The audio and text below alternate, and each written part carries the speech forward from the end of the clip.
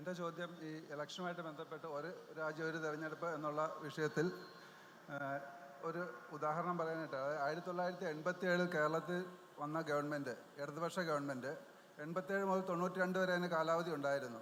അന്ന് 91 പാർലമെൻറ്റ് ഇലക്ഷനോടൊപ്പം തന്നെ കേരള നിയമസഭയിലേക്കുള്ള തെരഞ്ഞെടുപ്പ് നടത്തി. നിയമസഭ പിരിച്ചുവിട്ട് തെരഞ്ഞെടുപ്പ് നടത്തി. അന്ന് പറഞ്ഞിരുന്ന ന്യായം ഈ ചെലവ് ചുരുക്കുക എന്നുള്ളതായിരുന്നു. അപ്പോൾ ഇത് വിരോധാഭാസമല്ല. ഇപ്പോൾ BJP പറയും എല്ലാ രാഷ്ട്രീയ പാർട്ടികൾക്കും അവർക്ക് അവരുടേതായ രാഷ്ട്രീയ ഉദ്ദേശം ഉണ്ടെന്നുള്ളത് നിലനിർത്തിക്കൊണ്ട് തന്നെ പറയുകയാണ്. ഇതൊരു വിരോധാഭാസമല്ലേ? നമ്മളിപ്പോൾ ഒരു പ്രത്യേക തെരഞ്ഞെടുപ്പിൻ്റെ ഘട്ടത്തിൽ ഒരു രാഷ്ട്രീയ പാർട്ടി മുന്നോട്ട് വെക്കുന്ന ഒരു മുദ്രാവാക്യം, അതല്ലെങ്കിൽ ഒരു വ്യക്തി പറഞ്ഞത്, അതിനപ്പുറത്ത് നമ്മുടെ ഒരു ജനാധിപത്യ ഫെഡറൽ സംവിധാനത്തെ ഒരു വളരെ പ്രധാനപ്പെട്ട നിയമനിർമ്മാണം എങ്ങനെ സ്വാധീനിക്കും എന്നുള്ളതാണല്ലോ ഇവിടെ ചർച്ചയും വരുന്നത്.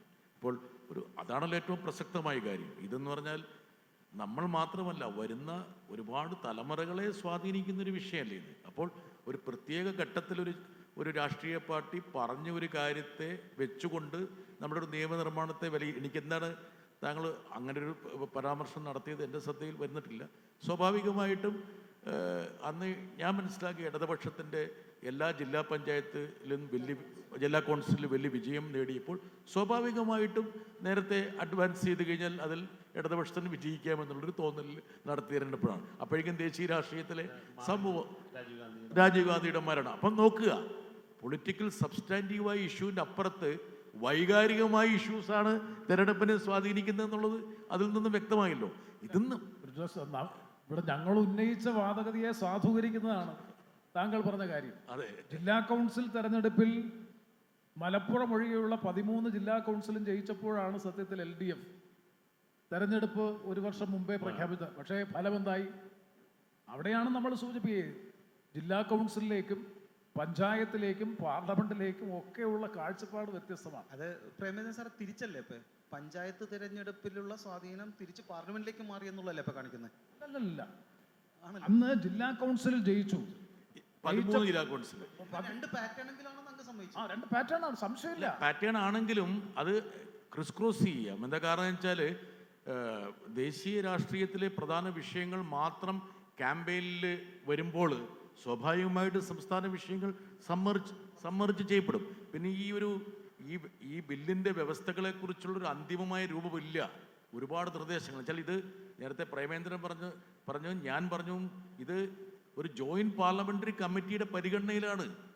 BJP പുഷ് ചെയ്യുന്ന അഡീഷണൽ നിർദ്ദേശങ്ങൾ ഒരുപാടുണ്ട്, അല്ലെങ്കിൽ പ്രതിപക്ഷം പുഷ് ചെയ്യുന്ന നിർദ്ദേശങ്ങളുണ്ട്. ഈ ബില്ല് ഏത് രൂപത്തിലേക്ക് വരുമെന്ന് സമിതി മുന്നോട്ട് വെച്ച നിർദ്ദേശങ്ങളിലും കുറച്ച് ഭേദഗതി വന്നാണ്, കുറച്ചല്ല ഗണ്യമായ മാറ്റങ്ങൾ വേണം വരാം. അപ്പോൾ അതുകൊണ്ട് ഇന്നത് മാത്രമേ ഉള്ളൂ എന്ന് പറയുന്നതിൽ അർത്ഥമില്ല. ഞാൻ നേരത്തെ സൂചിപ്പിച്ചൊരു കാര്യം, BJP വിഭാവനം ചെയ്യുന്ന ഏറ്റവും പ്രധാനപ്പെട്ട ഒരു വ്യവസ്ഥയാണ്. അതായത് പാർലമെന്റ് പിരിച്ചുവിടപ്പെട്ടാൽ, ലോകസഭ പിരിച്ചുവിടപ്പെട്ടാൽ നിയമസഭയും ഗവൺമെൻറ്റുകളും പോകണമെന്നുള്ളത് BJP മെമ്പർമാർ അത് ചർച്ച ചെയ്തുകൊണ്ടിരിക്കുകയാണ്. അതുകൊണ്ടാണ് ഞാൻ പറയുന്നത് ശിവശങ്കർ, എന്താ കാരണം വെച്ചാൽ ബേസിക്കലി എന്താ നിങ്ങളുടെ ആഗ്രഹം എന്ന് പറഞ്ഞാൽ അതിപ്പോൾ എനിക്ക് ശിവശങ്കരുടെ അടുത്ത് ഒരുപാട് വിവരങ്ങൾ കിട്ടുന്നത് പോലെ തന്നെ BJP MP-മാരുടെ അടുത്തുനിന്നും ഒരുപാട് വിവരങ്ങളുണ്ട്. നിങ്ങൾക്കിത് പ്രേമേന്ദ്രൻ പറഞ്ഞ പോലെ ഒരു പ്രസിഡൻഷ്യൽ മോഡ് ഓഫ് ഗവൺമെൻറ്റിൽ എത്തിക്കണം. നരേന്ദ്രമോദിക്ക് പാർലമെൻറ്റിൽ വന്നിരിക്കാൻ പറ്റില്ല.